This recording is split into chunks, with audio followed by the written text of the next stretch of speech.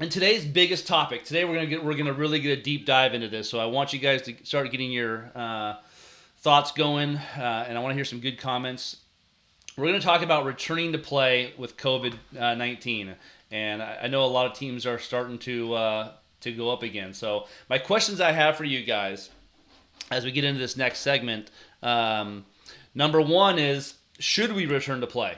Okay, should we return to play? That's the biggest question I think for a lot of parents right now. Should there be social distancing when we do that? So, separating players in the dugout and stuff like that. And lastly, should players be wearing masks? Which to me sounds crazy, especially with the breathing thing. But I'm curious, if a tournament or a league said you can't play in this tournament unless you wear a mask, what would you do in that situation? So I'm very curious to hear what you guys have to say about COVID and returning to play. Some states have returned to play already as early as Mother's Day. So back May 9th and 10th, there was a youth baseball tournament, I know, in St. Louis. And there was about 550 kids between the ages of 7 and 14. And I know things are starting to go a lot more now, a lot more tournaments going on and stuff like that. So should we already be returning play in that? Tell you what, in that, I know that in that tournament, I'm just reading my notes here. It says the games had social distancing rules, including umpires being required to call balls and strikes 6 feet from behind the pitcher, and the dugout being limited to 3 players at a time. I don't even know how they did this. I'm very curious. While it generated some controversy among health experts, the tournament organizers said everyone involved followed the guidelines, and the tournament was a success. So I thought that was pretty interesting, and I would be curious to see for you, is your state back to playing? What kind of guidelines and rules are there? Should we be back to playing? I want to kind of hear from you guys what you guys think in this area. So Mary says, I just don't know how the kids will breathe if they have to wear masks when running. And I agree. I've heard about, there was a tournament that said they got to wear masks, and again, I don't know how that happens.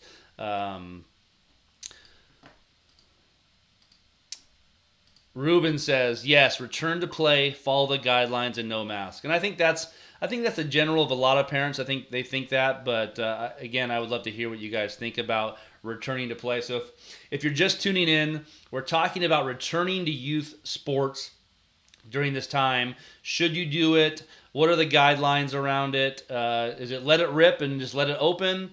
Cheryl says yes to returning to play, no to masks. Michigan is not back yet, and I know California is not really back yet either. So, again, even if it is back, as a parent, what do you think about that? In our house, it's something we've been talking a lot about. What does it look like to do that? For me, and I can tell you for my wife, with our kids, we've been cooped up we've been in this for 2.5 months. We've been on lockdown, and the kids want to get out so badly, and the parents want the kids to get out so badly. I can tell you right now, we pay almost any amount to send our kid to a summer camp if it was safe at this point. And so I would be curious to see what you guys think about that. Ruben says our kids need this more than ever. And so, I can't disagree with that either. Jerry says, just opening up to phase 2 tomorrow, and we will try it out this weekend with no mask. Brian says, yes, we should be able to return to play, and yes, there should be social distancing. Our league in Iowa started this week. We went for our son's first home game on Monday, and literally not one single person seemed like they cared, or any social distancing was done. No masks should be worn during games. Okay, and that's the funny thing I've seen is there's a lot of these rules around the tournament guidelines, but is anybody actually following them? Juan says yes, return to play, and you don't like the rules, I guess don't enter the tournament, but no masks. Let's see here. Cheryl says, I'm a registered nurse. These kids need to return, no masks. And so appreciate your expertise and experience there for sure, Cheryl. I want to read you guys a few of these rules that I saw in one of the tournaments I saw. So one of the rules says all players and coaches must maintain 6 feet of social distancing. Teams can allow 3 players in the dugout at a time, and all other players will spread 6 feet out behind the dugouts and down the fences. So that was a rule that I read about. In my mind, I'm thinking it sounds like an okay rule, There's just no way that's actually getting enforced. If you've been a youth coach, college coach, any level coach, there's no way that's going to happen. One of the rules was no players or coaches may enter the dugouts until all other players' equipment are out and the benches are sanitized.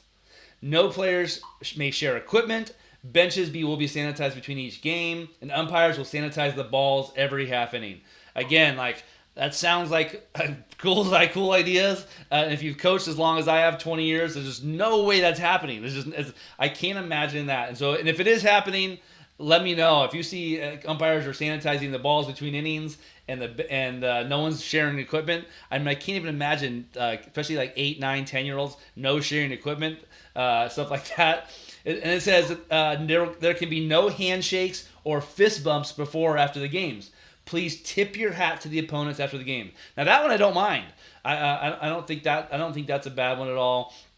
I think this one's interesting, especially if you're a dad coach, mom coach. It says mound visits must maintain 6 feet distances. Base coaches must also maintain 6 feet distances and cannot touch a runner or player on the field. So I just find that really hard to believe that that's actually done. So again, I want to hear from you guys. If you're just tuning in, we're talking about returning to play, COVID-19. Should we be doing it?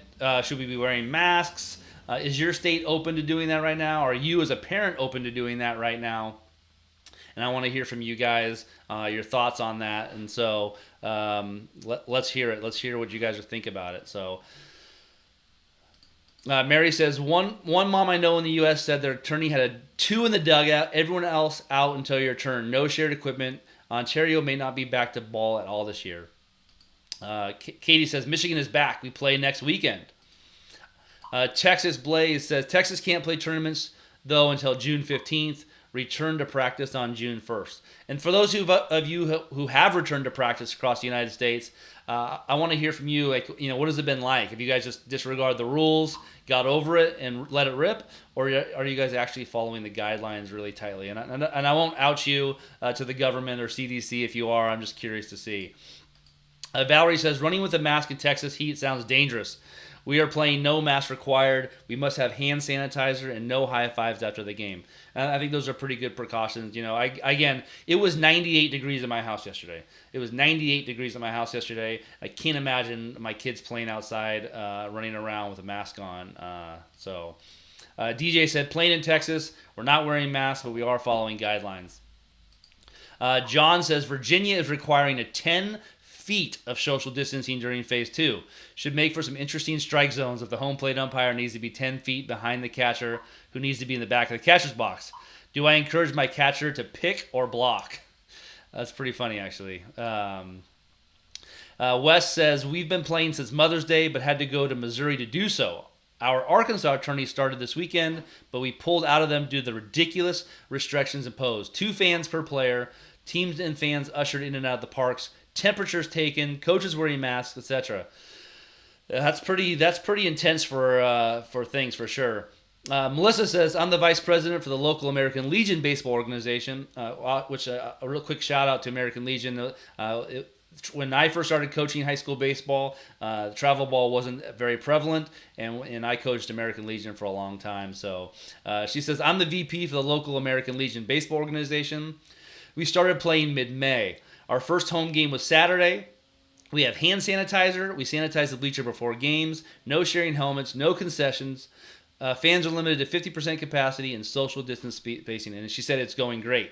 So that's great. That's good to hear. It's good to hear that their organization. I think a lot of parents, I know that some of them are frustrated with the guidelines. I think for a lot of us, we would rather our kids be out there and playing with these crazy guidelines than not playing at all. So again, if you're just tuning in, we're talking about COVID-19. One of the things, we have some goals for this morning we're about halfway through the show right now. Our goal is to get to 200 likes, so hit that like button if you're tuned in. Hit that love button if you've been here for a few episodes. But if you hit that share button, if we can get to 25 shares today, I'm going to send a random person a signed copy of my book, Dear Coach. We've been averaging about 15 shares per episode. We're trying to get to 25 shares today. So hit that share button. Let your people know that we're watching the Coffee with Coach Lisle show this morning, and we're talking about COVID-19 and returning to play. Mike says, in a recent tournament in Modesto, masks for players in the dugout, but not while the playing area. That one's interesting too. Again, like I said, I just think I find it hard that you would go back into the dugout, put your mask on, and then go take it off on the field and kids and following the rules. I just think that can be really difficult. Larry says, getting ready to start again. We are going to be practicing social distancing. They have altered the rules. No stealing, no bunting, and no drop third strike. I am curious how this is going to work. I talked to my girls about being aggressive, and now they really can't play the way they want to. And I think there's just going to have to be some sacrifices made in the meantime. And I would say that you and your girls, Larry, would probably rather be out there playing with those rules than not playing at all. Joe says, yes, I believe we should go back to playing, but I would not allow my boys to play in a tournament that requires a mask. Ryan says, why not bring them back, as most organizations have updated their waivers to include parent liability for illness, no masks. That makes sense too. Tyler says, return to play in Ohio. Masks need to be worn by coaches and umpires and players not in the game. That's an interesting guideline. I can see that. I think that could be a good one. One of the things I saw is that the Aspen Institute instituted some return to play risk assessment tools. And I was reading over these last night, and I'm curious to see what you guys think on this as well. So I'm going to show you guys just a couple things with this. And it says, talks about, and right now it's summer, and baseball and softball are the main sports, and I know there's some other sports going on, but it says the lowest risk for baseball and softball. It says participate in any fun or training activities, drills alone or with household members at home. A medium risk would be to train or play alone or household members at a public facility with your own sanitized equipment. It seems like nowadays, I think it seems to be more lower risk than medium risk. And then it just says higher risk, participate in a group setting, obviously. And then one of the guidelines I saw was that there's different type of risk categories. Low risk is training at home by yourself with family. Medium risk is being out there training with, at a facility where there's shared space a little bit. And then obviously high risk is playing in tournaments. So I thought that was interesting. Some guidelines that they had for that. So, let's see what's going on. So everyone, again, we're talking about COVID and returning to play. If you think you guys should be doing that. Alfredo says masks only in the dugout. Nate says that's ridiculous, could never actually be maintained, all the guidelines, and I agree that would be really difficult. Tina says, with the heat of some of these tournaments, wearing masks I feel would be detrimental to the children's health. They are not super stable and possibly hinder their vision as well as respiratory issues. I cannot disagree with you there. Jim says, yes, we are in Utah, sanitizing all the balls and foul balls. And I would be curious, what does it look like sanitizing leather baseballs and softballs? And does it affect the ball? And how much sanitizer is being used on this? Again, when it comes to the seams of the ball, the moisture and things like that really affect the ball. So I'd be curious, how are they getting clean that way? Pablo says, yes, the kids need it. Drop all the unnecessary stress these kids are going through and let them enjoy some time in the sun so they can have some normalcy. And I know that's Pablo, that's a sentiment felt by a lot of people around the world right now, and that's very valid. Let's see here. Ed says, yes, play ball, no mask, please. If masks are a must, we learned that the clinical paper masks are much easier to breathe since they are not completely sealed around your face. And again, I took I've been out and about, and I had this mask, this cool Mickey Mouse mask that I thought was and it was so uncomfortable and so scratchy that I realized it was, so part of that is also the mask and what kind of mask you have too. Brian says, return to play ASAP, but be smart. It's a team sport. We'll play an elbow bump at the end of the game, much more hand sanitizer, and no shared equipment. That's really great. We'll go to a couple more comments here on this morning. Ryan says, the first tournament back this weekend. Defense provides and sanitizes own balls. Parents have to distance along the fence lines, sanitize dugouts before and after. And I'd be curious, maybe this social distancing at games will help the kids out by not having the parents so on top of them and so crowded in the things. I'd be curious to see about that. Patrick says, I feel sanitizing balls and catcher's equipment is going to ruin the gear and balls. Good luck gripping a freshly sanitized ball. And that's my thought too. I'm kind of curious on that. So, Hey, that's kind of an interesting thing. Jennifer Jr. says we're still following the guidelines here in SoCal. Wes says our boys are a close team. They don't know the meaning of social distancing. John says we are in Colorado, headed to Oklahoma to play. We've been practicing while social distancing with groups of 5. That's really cool. Ryan says same with our girls. They've been taking vacations together, doing normal spend the night distance gathering. Distancing has been out the window since they started opening up a little bit. So really good things. Jim and Tammy says Tammy says I'm an 8-year-old club ball mom. These kids need to be back on the field. Las Vegas needs softball back. Artesia Punishers Las Vegas is heading to Utah to play. So that's really great. I mean, you guys have a lot of really good things here. Cheryl says that common sense needs to prevail. These guidelines are unrealistic in reality, absurd. I feel for the kids still in the recruiting process. Mine is committed and not enforced during practices. No names mentioned, LOL. Troy says, has anyone had issues with parents? Here in Long Island, we haven't been allowed to play yet, but they are saying 1 parent per player, no siblings, no grandparents, and I definitely think that's going to be an issue too. Forrest makes a good point that sanitizing the balls, is that making an illegal substance? If you're a pitcher, a high school pitcher, if you put a bunch of hand sanitizer and sanitize the ball, will that change it a little bit? So that's pretty good. Mary says we have industrial spray that basically is dry right after contact. And Nicole says there's no dugout use. Players sit with parents when not active. 8U, no catcher. That's interesting too. So seems like the sanitizer will wear the grips and inside the glove. I totally agree with all that. So again, if you're tuning in, we're just wrapping up our talk on returning to play, COVID-19, and all the things that go along with that. And so if you're just tuning in, I'm looking at the scoreboard right now. It says my scoreboard says 168 likes. And we're trying to get to 200 likes today. We got to over 250 yesterday. Thank you for doing that. And we're trying to get to 25 shares. If we get to 25 shares, I'm going to give away a signed copy of my book, Dear Coach. Get it in the mail to someone random today. We're going to head into our Q&A session next. Our Q&A session to wrap up our show. The last 15 minutes of the show is Q&A. So I want you to start thinking about what questions you have. Maybe they're around COVID-19 and returning to play. Maybe they're about something entirely different, parenting, coaching, you name it. Let's talk about it. If you have any questions that I can help with, I want to do that. So as we go into our Q&A session, get your questions ready. Hit that like button, hit that share button, and I appreciate you being with me this morning. If you're tuning in now and you're looking at the clock, we're about 10 minutes behind schedule, thanks to me clicking on update your computer, ? And hitting yes this morning about a half hour before the show, and the update took about 40 minutes. So lesson learned, and I'm sure a lot of you have learned that lesson as well. Don't click on update computer if you don't need to, or right before you're going to go live for a lot of people. So get your questions ready. I'm going to hit this when I hit this timer here. We're going to get going into our 15 minutes of Q&A time. So I put the shot clock on. We're at 15 minutes. Any questions, and we'll get as many questions as we can.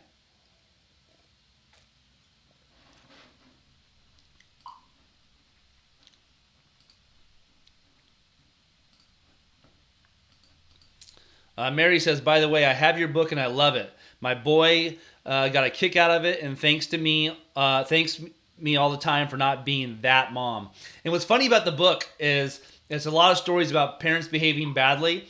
What I've noticed is a lot of friends of mine that have kids, their kids have read the book, and I feel like the kids get more of a kick out of hearing these crazy parent stories because I just don't think they're exposed to it as much. And so I think that's pretty funny that a lot of kids are enjoying the book.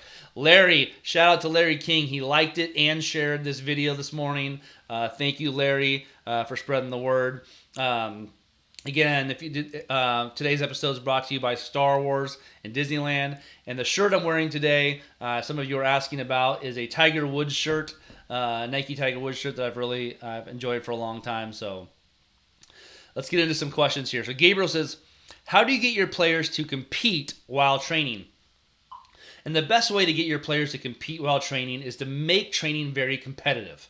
Okay, whether they're competing against the clock, against each other, against a metric, For me, if it's if I'm trying to get my youth basketball team to complete this many layups, I'm going to say here's the number of layups, here's the timeline, and then competing against those things, stopwatch. So if you run a youth practice and you're not using a stopwatch every practice, you're doing something wrong.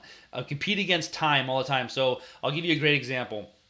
In baseball, the time that a runner runs from home to first base is maybe 4 seconds, 4.3 seconds, depending on different runners. So if you're hitting ground balls to your infielders, pick a timeline that your fastest runner's at, hit that stopwatch, and all of a sudden you're going to see that your players are competing against a stopwatch, competing against each other. Find ways to get competition and fun, and it'll make training way better for you. So those are the things I would do to get my players to compete while training. Pablo asks, in your network, what are you hearing regarding this year? Athletic graduation class, high school and college, with draft, roster changes, NBA. Just curious to see what the talk is about this graduating class and the effect that will not only have on them, but the after effects down the road. So, I'm involved in Major League Baseball a lot, working with players, and I coached a year at the Major League level, and I can tell you, it's kind of crazy right now. The draft, and recruiting in colleges, a lot of kids are not knowing what to do. I know a lot of kids who are going to get drafted this year. That was their plan, and now they're staying at their college for another year. I think we're talking about a 4 to 5 year domino effect for recruits, for graduates. I think it's going to be really tough. I just think that's just the time that we're in right now in this crazy 2020 year. I feel bad for the incoming recruits when it comes to college. The pro level, again, if you're an older major league player, and you missed a year, if there's not a season this year, missing a year that year and money. Same thing with the draft this year. If you were planning on getting drafted this year, what I'm hearing is that it's going to have a huge effect for 4 or 5 years on everybody, and trying to figure out how to navigate that. A lot of college softball teams are going to have 25 to 30 people on their roster now. They were planning on having this freshman start, and now they're not, or vice versa. So I think it's going to cause a lot of problems in the transfer portal for colleges. And so I think there's going to be a lot of issues with that. Let's see. Alfredo asked, do you recommend start playing immediately or take some time for training? So my answer to that is, for a lot of us who've been home for 2 months, hopefully you've done some training. If your kids have had 2 months off and haven't done anything, no training in their sport whatsoever, then I would not jump into a tournament this weekend. Whether I don't care what sport it is, especially if it's baseball or softball. I think injuries would go through the roof if you haven't been training at all. And so for all the kids who have spent the last 2.5 months training at home in their backyards and their garages, I think they're going to be fine. But as play resumes for a lot of kids across the country and at every level, if you haven't been training at home, I don't recommend just jumping in. You got to build up that training, because going on day one, except for maybe at the very, very young levels, 6, 7, 8-year-old kids are just, they're not taking a huge toll on their body. Josh asks, what do you think is the best solution for the kids to play the game? I think having some guidelines is good. I think like a little bit of social distancing instead of the high fives at the end of the game. For me and my family and my wife, we talk about, as a coach, I'm always playing the percentages. So I want to play the best percentages I can. How do we make the game exist and make it as safe as possible? Will it be perfect? No. But, what are the ways that we can make it, play the best percentages we can? So for me, those are the ways that I would do it. Mary says, what do you do when one family does not contribute to team fundraising efforts, but enjoy the benefits of the money raised?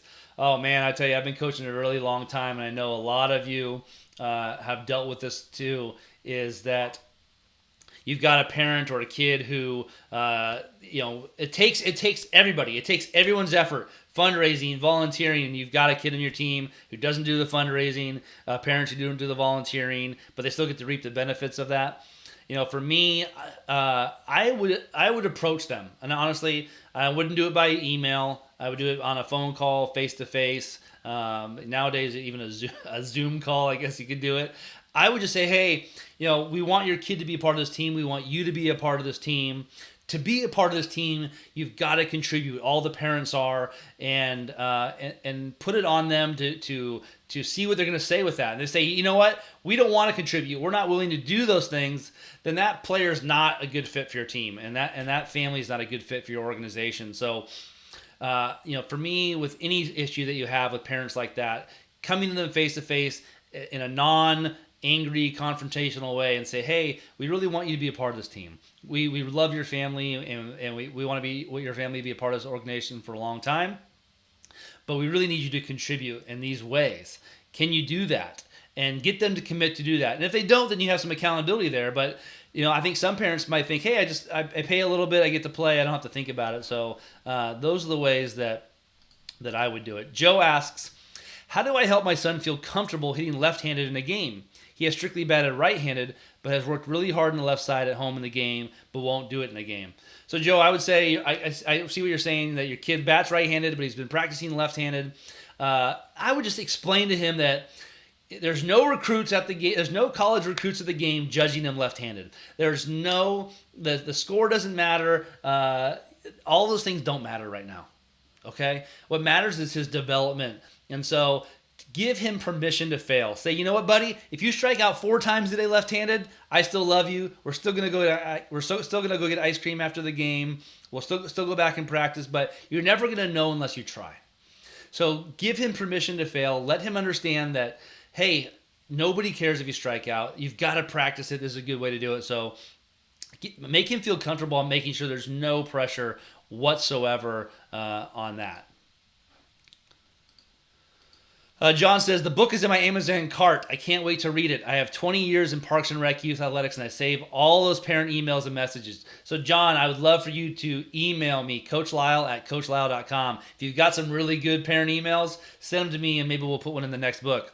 I thought about writing a book for years from now, but you beat me to it. And I'll tell you, my dad and I have been talking about it for 10 years. And this was my dad's idea that I stole from him, is he always used to get all these crazy parent emails and say, I'm going to write a book someday with all these crazy parent emails. And I stole that idea from him and ran with it last summer. So, Steve, you're late, but that's okay. So if you are late, we were trying to get to 200 likes. We're at 210 likes right now. So maybe we get to 250 likes this morning. Thank you guys for hitting that like button. If you're just tuning in, we're trying to get to 200 likes. Hit that like button. And if we get to 25 shares this morning, I'm going to send a signed copy of my book to one random person who shared. Hit that share button. So thank you for doing that. Let's see here. Denton says, I'm a middle school coach in Oklahoma. We have a fall season which starts July 15th. Our games will start in early August. We are not allowed to bring girls in right now to start conditioning. What's the best way to get the girls in shape and be competitive in that short time span? I would have some team Zoom calls. I know it's silly to say, FaceTime calls, Zoom calls, get them together, start talking about it, showing them some ways, do some backyard activities, give them a practice plan, give them some type of conditioning plan. Well, even if it's just push-ups and sit-ups and doing some running, and have them check in, create a leaderboard, create a scoreboard. So you could say, hey, Monday we're going to have a Zoom call at 3 p.m. and the whole team, and here's your things, and everyone come in and say, did you do this many push-ups? Did you do this many sit-ups? Did you do whatever the conditioning thing is? And have everyone talk about it and create some accountability with that. And so the best, safest way to get the girls in shape now is, and if not, you can get the parents on a Zoom call, or send an email out to the parents, say, hey, we need your help with this. We want to make sure the kids are going to be, it's really about safety. It's really about injury. It's not just about conditioning. When they come back, you want them to be safe. So that's pretty good. Cheryl says, I agree with you. I agree with your perspective on odds and percentages, risk mediation. And I think for me, in our family, that's what we're trying to do the best we can. We've got 4 minutes and 15 seconds on the shot clock for our morning Q&A, so I want to honor that. Let's see here. Mike says, with college summer ball canceled, I have moved down to 19U Legion team. It was great to be back at the ballpark the last 2 nights. And I know I've heard a lot of parents say, hey, now that we've been opened up, I love it. So if you're just tuning in, we're doing our Q&A time. We've got less than 4 minutes left, so make sure to get your questions in the last 4 minutes. Let's see here. John says, our program offers both cash buyouts and a one-on-one reduction on team fees for fundraising programs. And so that's pretty smart. Hey everybody, welcome to my 3-year-olds joining the show this morning. And so that was Crosby that decided to video bomb us this morning at the last 3 minutes of our show. I'm sure many of you can resonate with that. My 3-year-old Crosby decided he wanted to show me a YouTube video and chime in. So sorry, Crosby. Ryan says he has a hitting question. Suggestions on speeding up the process of adjusting back to live pitching. During this break, our 14 ladies have been working front toss. I would just say the best way to adjust back to live pitching is doing as much as you can. And when you guys get back to practice, if they've been practicing a lot of front toss and soft toss, it's time to let that go, and we got to start going. So thank you very much. Michael says we had our team do Swing Fit. Swing Fit is a program. If you haven't checked it out yet, I have a website called thehittingvault.com. So if you get a chance today and you haven't heard of it or haven't been to it, thehittingvault.com is a website of all my hitting instruction. And inside that is a program called Swing Fit. And it's specifically designed for baseball and softball, for conditioning, exercise, for travel ball teams, high school teams, coaches. It was programmed for kids of all ages for conditioning. And I know a lot of teams and kids were doing the Swing Fit program for the last 2 months. So thank you for doing that, Michael, and thank you for being a member of the Hitting Vault. Steve says, if you could prioritize the different components of swing mechanics, what would be the number one on the list? To me, when it comes to hitting, the most important thing is being athletic. Okay, being athletic is the number one thing, and swinging hard and being aggressive and swinging with intent. That would be the thing. Jay said, I gave my dad your book for Christmas. He's been coaching Little League for 52 years now. Loves your book and can definitely relate with stories from the book. Thank you, Jay, for buying that. I'm glad your dad enjoyed that. Yes, my coworker Crosby, a little video bomb, show bomb this morning, and my thank you to my wife for running in and grabbing him. I was gonna actually let him have a little time on screen, but my wife whisked him away. So we got about 90 seconds left in our Q&A, so I'm gonna answer about maybe 2 more questions, and we'll call it a day. Ruben asks, how do you feel about players who play travel ball versus high school? Oh man, that's that's a full show, Ruben. So we're going to talk about that another day in great depth, but that's an entire show. So if you're just tuning in, we got 1 minute left on our Q&A. We were trying to get to over 200 likes today. My scoreboard says 228 likes. Great job. I appreciate everybody who's tuned in. Hit that like button, and I appreciate you guys very much. We'll answer one more question of the day if anyone has one. And again, thank you for tuning in this morning. We got a late start thanks to some technical difficulties, but I appreciate you all tuning in. And thank you so much. And I'll tell you, I want to tell you guys, you can always connect with me on social media. Okay, on social media, you can always connect with me on YouTube, on Instagram, on Facebook, on Twitter. My handle is @Coach Lisle. If you're not following me on those channels, please do, because I'm sharing a lot of information on those places. And so make sure that you're following me on social media and all those places. We can connect there as well. Lastly, thanks for tuning in this morning. Tomorrow's episode, Friday episode, we are going to talk about how to choose a travel ball team. So if you're thinking about going to travel ball, I'm going to teach you guys the best ways to pick a travel ball team. So make sure you tune in tomorrow at 7 a.m. Pacific time, 10 a.m. Eastern time, and we're going to talk about how to pick a travel ball team for your kids. So again, thanks for tuning in, everybody. I appreciate you. Have a great Thursday.